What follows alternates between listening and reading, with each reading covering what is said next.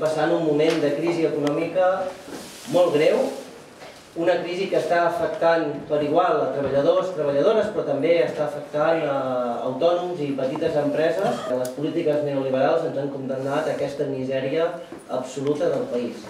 S'estan desmuntant les estructures econòmiques, productives del país, però al mateix temps totes aquelles estructures institucionals com són els ajuntaments estan relegades a un mer paper d'execució de retallades socials que ens venen imposades via decrets des de l'estat espanyol. Creiem, per tant, que com a ajuntaments catalans ens hem d'afegir en aquesta convocatòria de denúncia de l'actual situació econòmica. Pensem que els ajuntaments, en aquest cas l'Ajuntament de Mataró, també ha de tenir una posició favorable en aquesta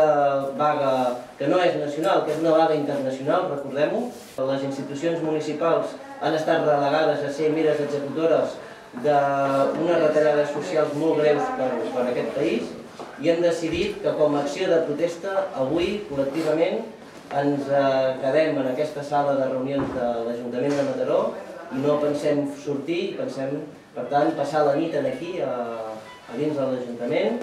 com a acte de protesta i com a solidaritat amb milers de treballadors que demà no aniran a la feina per denunciar aquesta situació tan greu que ens ha imposat les polítiques neoliberals. Els principals afectats d'aquesta situació són, com he dit, els treballadors i treballadores de la ciutat, però també el mateix Ajuntament, un Ajuntament que està intervingut, literalment, via reducció de pressupostos, via retallades, que ara no podem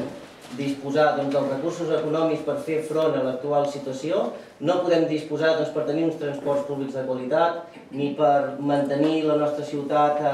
tot el net que es mereix, ni per fer polítiques d'activació de llocs de treball, ni per mantenir els mínims a nivell social que necessita aquesta ciutat.